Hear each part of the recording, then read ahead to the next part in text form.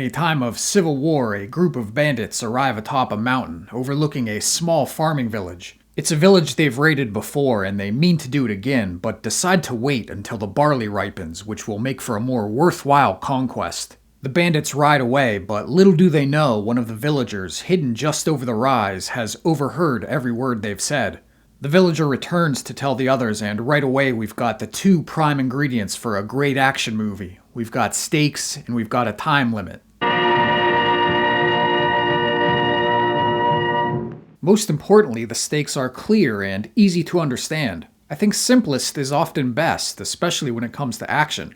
I think there are too many action films that rely on pages of convoluted exposition to communicate the plot, or on elaborate computer-generated set pieces. The simpler the plot, the clearer the runway for things like character and tension. The more grounded the action and the more personal the stakes, the more the audience can identify with the character's peril. You can throw all the explosions and all the spectacle on screen you want, but if the audience doesn't feel for the characters or believe they're in any real danger, then it rarely amounts to much. After the bandits, we're introduced to the villagers down below, many of whom seem to have long since capitulated to the whims of their tormentors. The most they can hope for, they argue, is appeasement. The most they can do is hide the women and hope for the best. It's the men especially, the ones most able to defend themselves and their families. It's their cowardice and their fatalism especially that reinforces what a desperate situation the village is in. Not all of them have given in to defeat, however, and after consulting with the village elder, they decide to hire samurai to defend them.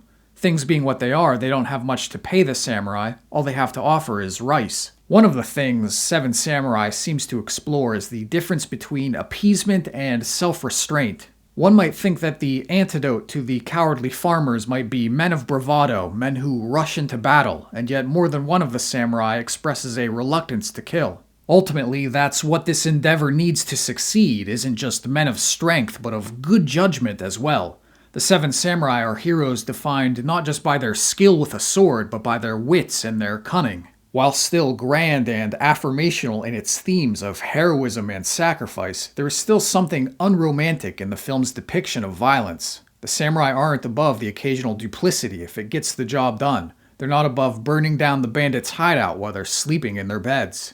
Seven Samurai might be divided fairly neatly into three parts. Part 1 is getting the band together, introducing the samurai. Part 2 is preparing for the battle, and Part 3 is the battle itself. While the rule of thumb for most modern action movies is that there needs to be a new explosive set piece every 10 minutes, Seven Samurai takes the approach of setup, tension, and release. It's one thing to dazzle an audience with fireworks, it's another to put them on the edge of their seats in anticipation, to create an expectation in the mind, and then to meet or exceed it. There's a touch of Robin Hood and his merry men, or King Arthur and his Knights of the Round Table, as the Seven Samurai all come together, each with their own different skills, their own personalities and temperament, but all made of the same heroic stuff. Their unspoken leader, the one who's able to discern their talents and bring them all together, is an older rōnin named Kanbei, played by Takashi Shimura.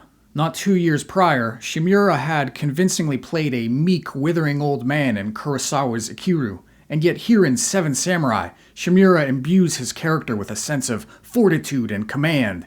It's his poise, but also his wisdom and his experience, his sense of strategy in battle, which do just as much to rally the other samurai to the farmer's cause, as does whatever sympathy might be wrought from their plight, or whatever meager payment they might offer. The master swordsman, the comedian, the young samurai looking to prove himself. Each man brings something to the equation, be it his skill, a boost to morale, or an ambition to prove himself and to do the right thing. Even Toshiro Mifune's character, who wields an overlarge sword to try and compensate for a lack of grace or skill, and who isn't even really a samurai at all, even he proves his worth in a certain animal cunning and ferocity, and in his ability to connect with the farmers. The inclusion of Mifune's character reinforces the notion that heroism isn't simply reserved for those with formal titles. When eventually Mifune reveals that he was orphaned in a similar attack on a farming village, it offers a more personal through line to what might otherwise be simple theoretical notions of what it is the samurai are fighting for and why. In the second part of Seven Samurai, the film details the planning and the preparation for the battle. The farmers are given bamboo spears and formed into something like an army. The samurai bond and seem to truly come alive, to find purpose as the battle draws near. That's not to say that everything is completely black and white, that the farmers are so meek and unimpeachable that the samurai don't have their doubts. At one point, it's revealed the villagers have a secret stockpile of weapons and armor taken from wounded and retreating samurai they've killed. In another scene, a farmer forcibly cuts off his daughter's hair and makes her disguise herself as a man. I think sometimes there is maybe this perception that older films are somehow more naive or simplistic in their worldview, or that uplifting tales of selfless heroism must be necessarily less morally complex. If Seven Samurai is relatively straightforward in its plot, I don't think that means it's unsubtle in its attitudes towards war or sacrifice. The third act of Seven Samurai, then, is devoted entirely to the battle, the siege of the village. What makes the battle so memorable isn't the size or the scope of it, but just the opposite. It's the intimacy of the battle, the almost workmanlike approach to combat. Where in most large-scale conflicts men are counted by the platoon, here any one man can be the difference between victory and defeat. What makes the battle in Seven Samurai so effective is that it drives home the idea that war isn't just a game of bravery or valor, but of resources. Every man is a resource. A single musket or bow and arrow can turn the tide of battle. It isn't just strength, but planning and wits, and whatever resources a man can turn to his advantage that ultimately win the day.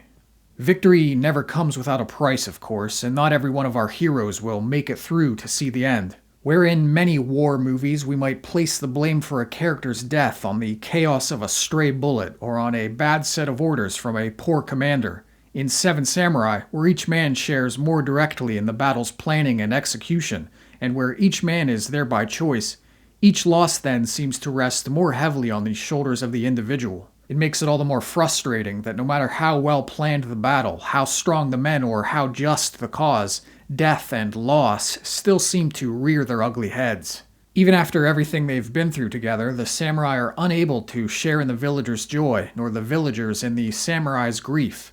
If the soldier's highest calling is to fight when no one else can, is to protect the innocent, maybe it's also his burden to be used up, to be set aside when not in use, like the sword put back in the sheath.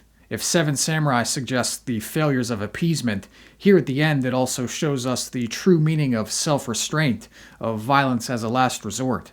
The loss of good men in service of even the most just cause is always something that should be carefully considered before the sword is inevitably unsheathed again.